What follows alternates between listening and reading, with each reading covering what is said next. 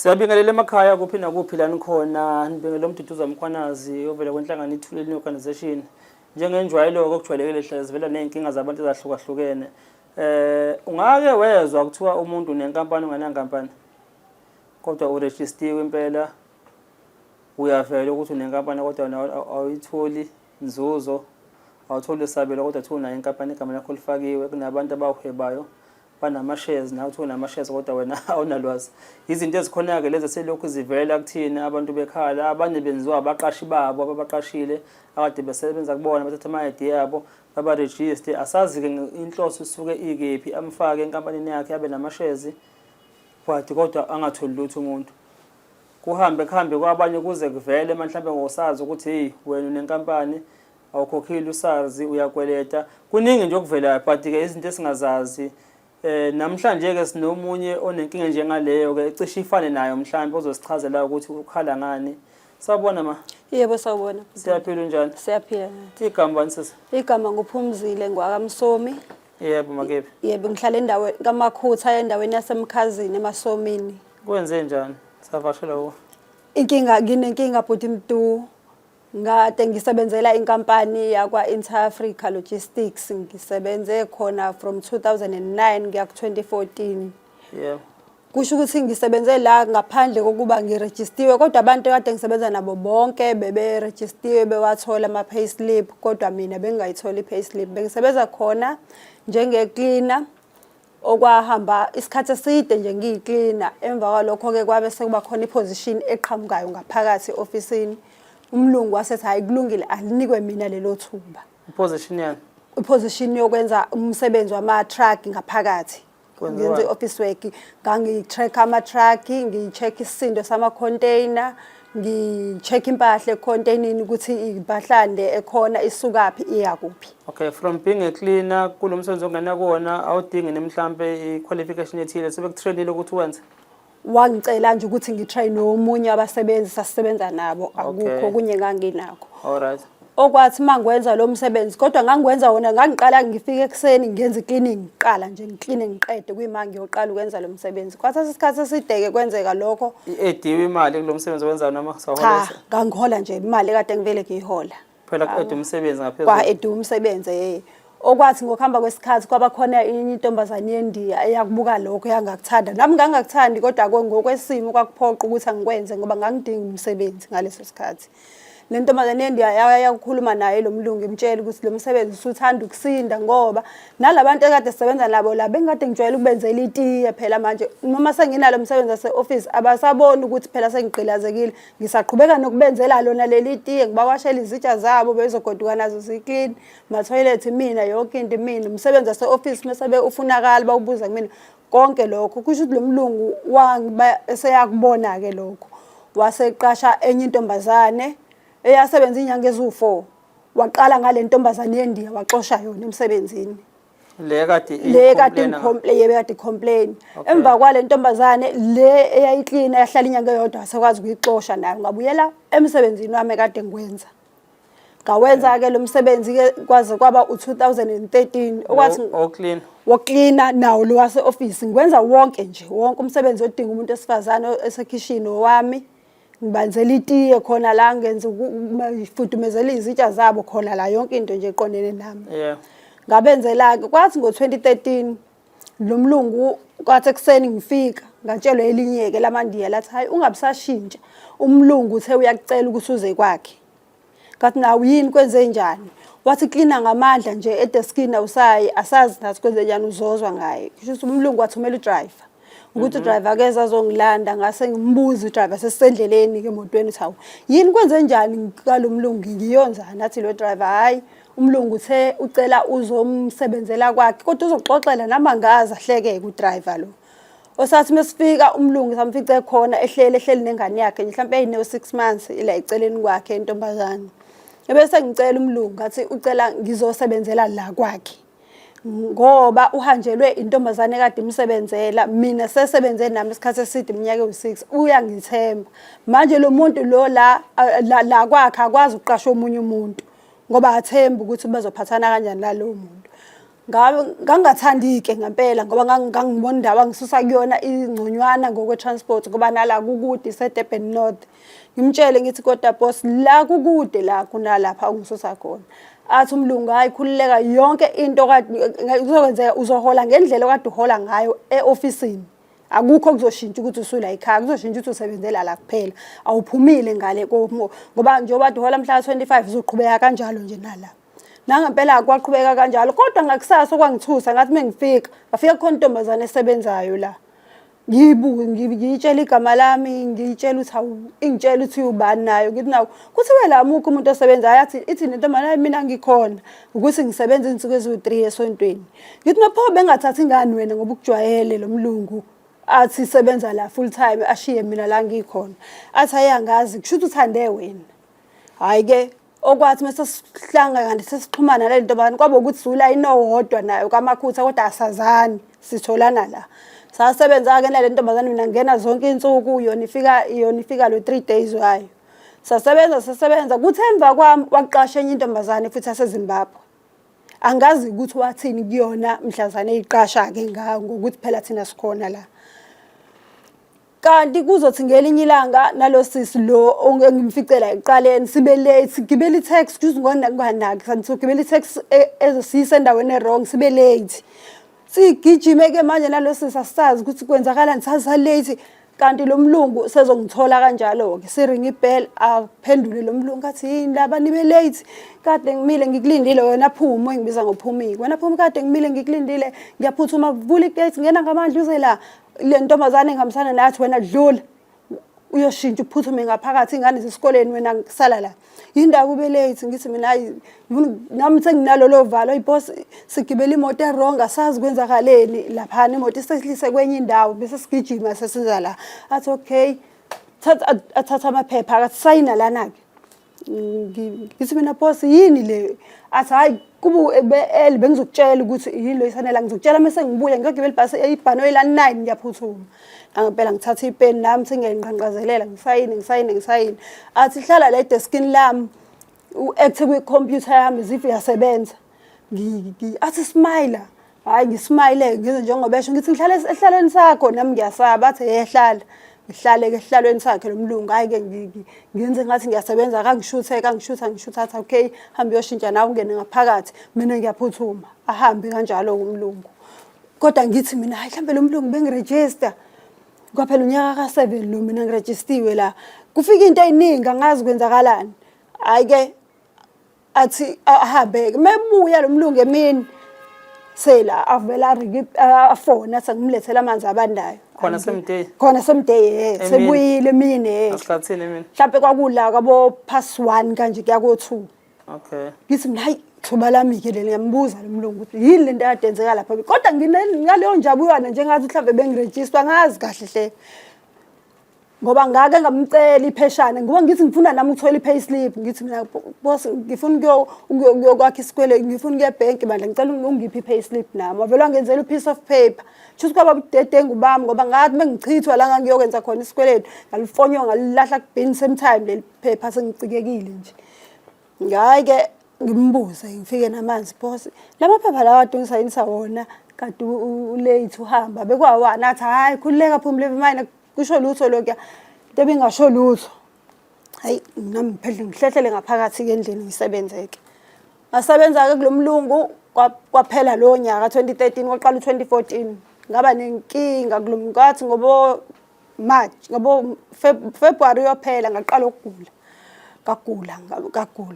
ngagula kulomlungu ngagula kwathi ngoMarch ayingagula ngazizwa ngiyangiqinisa ngiyamtshela futhi ngigula nje ngiyasho ukuthi boss ngiyeza la futhi ngiyagula athi yini ngithi angazi la emhlanje akuvumi nje ngihamba kodwa inkinga yami la emhlanje aloke umkakhe mangabe ngilokhu ngiyibika lenkinga ngingasadleki aloke nginika la amaphilisi mhlamba amabili athi ayiphuza la amaphilisi okwathi ngakusasa ngigcina ngathi ayingeka ngingempela ke namhlanje ngiyafaka kulomlungu angafona ke kusho manje sengirespect unkosikazi manje sengathi ngiyaphuma endodeni sengifonela unkosikazi ukuthi ayingeke ngiyagula angikwazi ukuze emsebenzini kuloka ngempela manje athi wenze sure ukuthi mawusufika uphatha incwadi kadokotela ubona sengathi nginamanga yena yena phela ngabe ngiyakudokotela nginika u3 days angenzela incwadi ase ngesibhedlela emshiyeni ngihambe emshiyeni bafike banginikeza izinsuku ezu12 ngibuye ngimfonela umlungu ngimtshele ukuthi ngiyagula serious ngiyile banginikeza izinsuku ezu12 emshiyeni so angikwazi ukuze emsebenzini yabo manje sekuwesa ngisakwazi kwenza lutho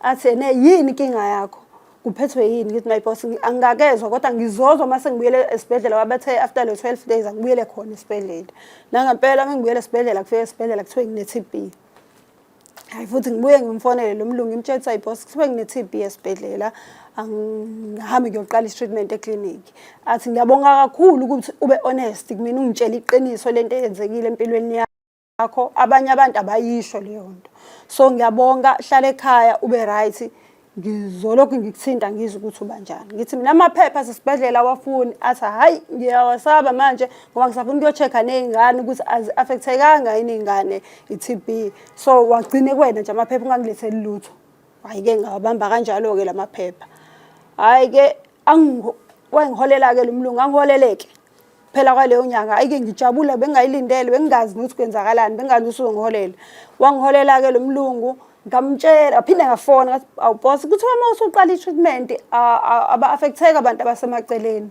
ngingeza kosebenza athi hayi ngeke ngizokutshela uma usudishajiwe ungitshele ngiso-okay aqhubekele umlungu angiholela ngithi sengidishajiwe ngiphinde ngimfonele boss ngidishajiwe-ke manje ngazi uma sengingeza nemsebenzini athi cha ungezi ngizokutshela uma sengithi woza ngihlale mhlawumbe laphela futhi leyo nyanga angiholele phinde ngimtshele ngithi boss uzongiholela kanjani sengi-right ngihleli nje ekhaya ngenzi lutho athi hayi khululeka wena wangiholela inyanga ezu2 emva kwalokho uyadrop imali wangiholela 4000 in fact lo mlungu ngenyanga uyadrop imali abo 2000 lo 2000 wangena inyanga ezu2 wadrop abo 1000 emva kwalokho wangena lo 1000 wawuvala kwasawona hayi ke ngahlala ke ngamfonela ngithi mlungu ngithi boss ngangipha nje noma iluphi uhlobo lwetoho ngakwashela ngisha amawindi nalempilo mina engiyiphilayo yokuhlala ekhaya ngixakekile athi hayi ngimtshele ukuthi sekushone ngisho nomanje isimo sami sesiqala kuba nzima kakhulu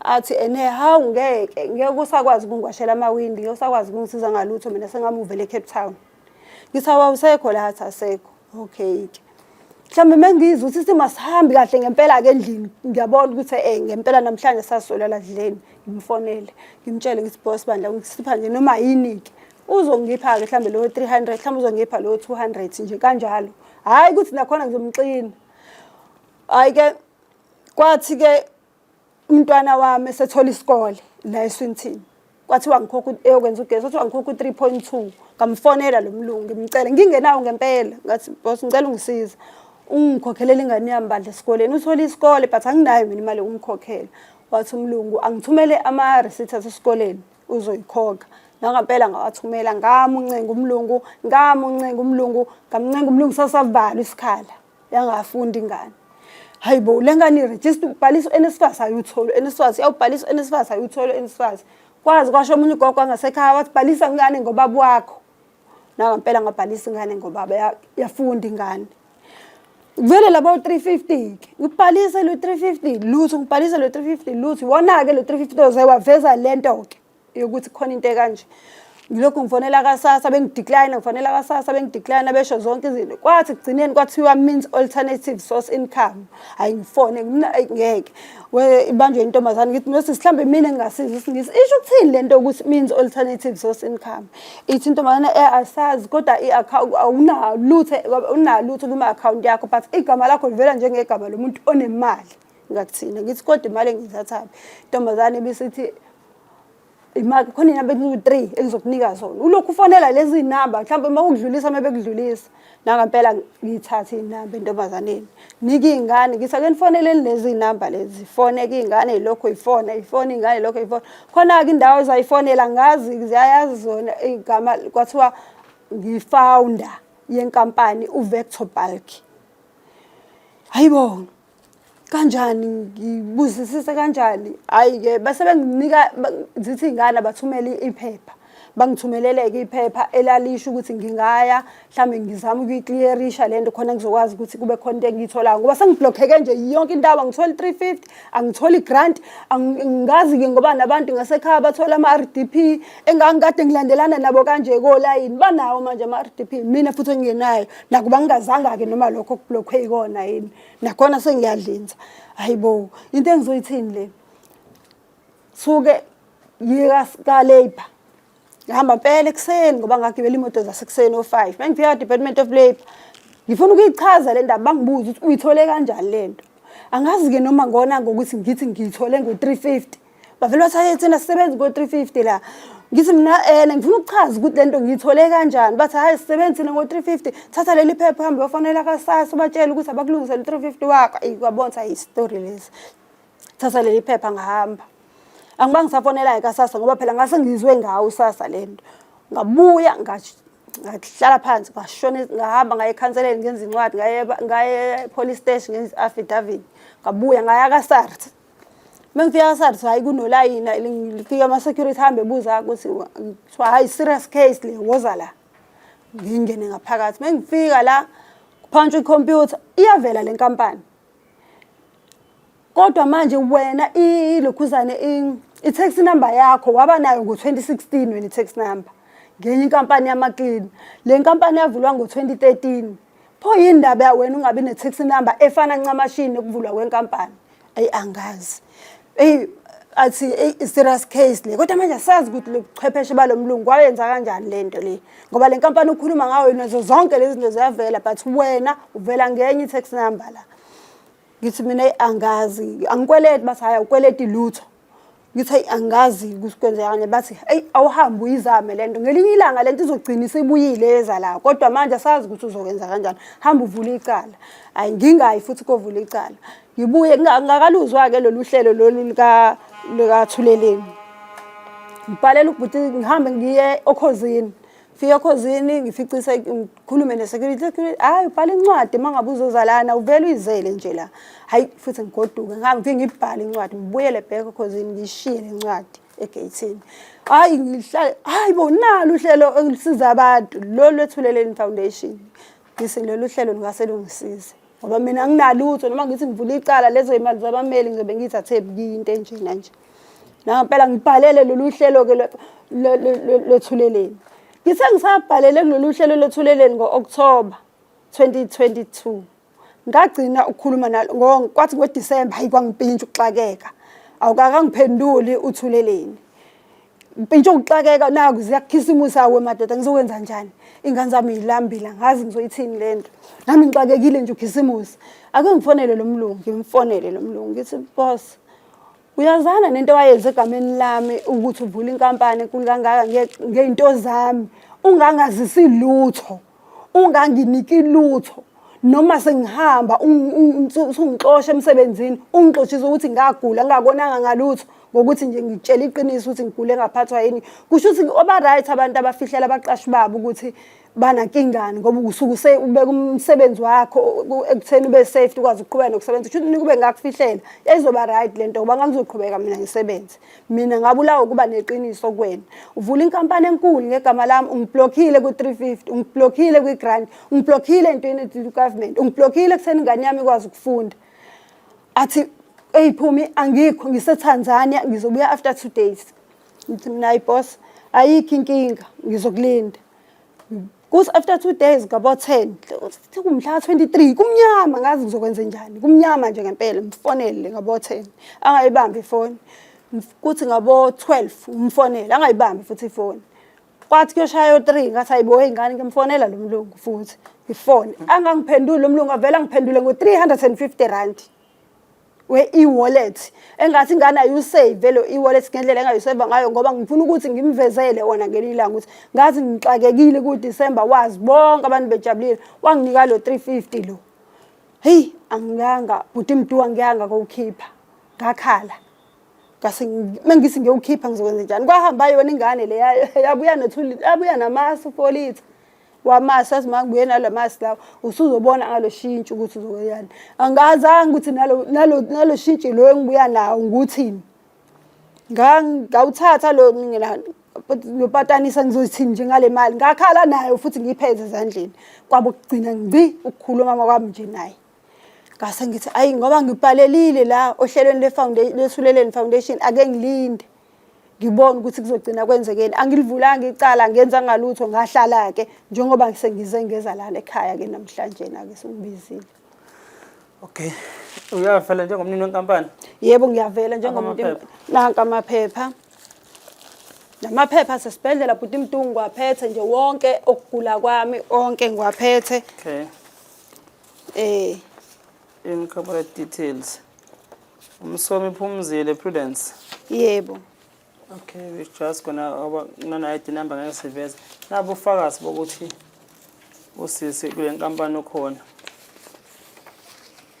Nakho nawe la uvela njenge-shareholder la. Yebo bhuti Mntu, okunye bhuti Mntu engikhohliwe ngithola i-email enye ephuma ka-SARS yangomhla ka-2023 January 23 January 23 January 11 January 2 2023 enginika i-memorandum yonke yabasebenzi ine-email address mina nginayo iphone angazi le email address wangicreatela kanjani yona wangibhalela inamba ezirong zeyincingo wangibhalela iaddress engayazi ukuthi ngihlala ko-Pretoria ngikaze ngiye ka-Pretoria. Ubani igama lakhe lomlungu? U-Anton Potgieter lo mlungu igama lakhe. Yabona nje leli phepha leli akaveli la yena akaveli la ngimazi angathi umsomi ngumsomi Phumzile. Yes. No. Uvela njengodirector wena? Yebo. Khona omunye umsomo ka-Lawrence? Yebo umsomi Lawrence ubhuti wami okuyena wangitholela lo msebenzi kulo mlungu. Shuthi ubhuti wakho into ayaziyo uthini yena? Ngiye ngimtshele ngalento ngithi phela nobabili ezomsomi nivela ama-director la. Yebo ngiye ngimtshele ubhuti wami ngalesimo lesi ngithi mfowethu mina bhuti Mntu ngiphila kanzima ngiphila ngokudayisa inzwani zezinkukhu esikoleni. Usasebenza nobhuti wakho la? Ubhuti wami usebenzela ekhaya. Uma ngimbuza ukuthi usebenza akasekho kulo mlungu naye? Ngokusho kwakhe uthi yena akasamsebenzeli lo mlungu naye badukelana naye. Ngamxoxela ngale story ngoba nalamaphepha ngawanikezwa uyena mina ngoba mina bengifathuza nje ngale ngingaphethe lutho esandleni. Okay. Leli phepha ileli engalithola la bathi khona ke ngimini ngifounder yenkampani bona ke bangithumelela leli phepha leli. Okay. Ne-affidavit lapho ikhona? Yebo ikhona i-affidavit nayi i-affidavit. Esho ukuthi awuyazi le nkampani? Osho ukuthi angazani nale nkampani nje inhlobo angazani nale nkampani. Mina ngiphila kanzima mina bhuti Mntu. Ngiphila kanzima kakhulu. Okay. Office ake sikusize ngakho ikuphi? Bhuti Mntu. Ngesimo engiphila phansi kwaso. Ngiyafisa ukuthi lo mlungu uma kukhona ngempela okwami ongakuyena ngoba phela walisebenzisa ngoba ngazi ngamtshela ngathi yazi ngangcodi la ngalesikhathi uqala lento le wakhona nowanginika kona no5000 ngoba ungazi ukuthi ngixayekile ngidingile mhlawumbe ngangizowuthatha awungitsheli lutho manje na ngoba sengihambe ngazi ngafika la ngixakekile engangisizi ngalutho nangasikhathi engikhiphe emsebenzini omunye umuntu enganginika no5000 ikathi hamba kuyohlala ekhaya sengiyaxoxa nakhona ngixoxa sidididi kanje ngifisa ukuthi angikhokhele nanoma ingayiphi indlela angenza ngayo kodwa kube khona angikhokhela kona ukukhombisa ukuthi angiyona lento eyicabanga ukuthi ngiyona ngoba ukhombisa ukungithatha kancane kakhulu kulesimo lesi angenze sona noma ngithi ngiyayikhalela kuyena ngithi ngiyacela ngicela angisize no sengimncenga ngithi ngizomoshela amawindi ngimklinele noma igceke ube ngasafuni lutho. Okay sis. South Africa ubugebengu obukhona ke lobo njengoba sesiqala nje ngi-introduce ngiveza babantu abanama-company bebengenawo kodwa ama-company bona kodwa ngale ngokwamabhuku ibivele inkampani ithi khona inomnini wayo wena kodwa wena wazi ukuthi unenkampani. Usisike sihlanganele naye last year. Yebo bhuti. Yes okay. We extended i-invitation kumanye ama-stakeholders asisebenzisana nawo akwazi ukuthi-ke aziverifyele lama-details ngempela bawaverifyile wathola ukuthi inkampani ikhona njengoba namanje nje nibona nje nansi ukuthi iyavela iyasho ukuthi inkampani ikhona ezibade ngisho ukuthi silo igama lakhe and uyavela futhi ukuthi is a director yale nkampani. Kubantu kakhulukazi nabasebenza emajalidini kanza kwethu qaphelana ama-document enu. Yes, niyabathemba obasi benu noma edemi benu, but qaphelana izinto abanisayinisa zona ukuthi yizini. Ungasayini nje ujahile nokuthi kuthiwa isayina kuyaphuthunywa ngoba lokho ekugcineni kuyohamba kugaxelise wena. Likely enough usisi-ke kuthiwa akakoleti lutho ka-SARS ngokusho kwabaka-SARS, kodwa inkampani ikhona. Kuyohamba mhlawumbe egcine mhlawumbe naye usubuya uSARS usuyasikweleta sisi izinto njengalezi. No, sizozama sisi, akuwena wedwa. Yebo. Bakhona abanye abafana nawe. Na basazovela la. Yebo. La ohleli khona basazoza bazohlala la nabo. Bachaze nabo ukuthi nami kuthiwa nginenkampani engenankampani, sibone ukuthi esonke lamakhesi siwenza kanjani ukuthi siwaveze kwabomthetho nokuthi ke nisiza kanjani ukuya phambili. Uma kufuneka sifake inkantolo, we have to ukuthi sifake inkantolo sithola abomthetho abameli abazokwazi ukuthi banilekelele nithole okungokwenu nokuyizabelo zenu according to what lamaphepha asho khona ukuthi ninama-shares la. Ninesabelo phela la kule kampani. Hayi, ngingabonga kakhulu futhi Mtungi, ngiyabonga kakhulu esimweni umuntu aphila phansi kwaso. Ngiyabonga kakhulu, ngiyabonga nje kakhulu ngoba impilo yami nje ithanda ukuba nzima kakhulu. Mina ngisho lini abantu behlele endlini, mina kufanele ngihambe ngiyesikoleni ngiyozama, ngizamela ukuthi akugibele zona-ke iy'ngane zesikoleni manje ngoba yena usuke ngeke angisizanga lutho yena. Yebo. Hayi, siyabonga. Yebo. Siyabonga sizokulekelela nje indlela yakhe ikwazi ukuthi ikhanye. Ngiyabonga kakhulu bhuti Mtungi, ngiyabonga kakhulu. Angazi ngabonga ngani, angazi ngabonga ngithini. Okay, siyabonga. Thank you. Nisale kahle-ke emakhaya ngane zakwethu. Hope ukuthi le episode yanamhlanje izokwazi ukuthi nivule amehlo ngokuthi kwenzakalani ngaphandle ezweni. Ungahlala uthemba nje zonke izinto kanti sekudlala nangawo. Siyabonga silokhu sini-update ukuthi amakhesi akanje basizakala kanjani abantu egcineni nesiphetho sakhona futhi siyosiveza kunini ukuthi siphethe kanjani. Siyabonga.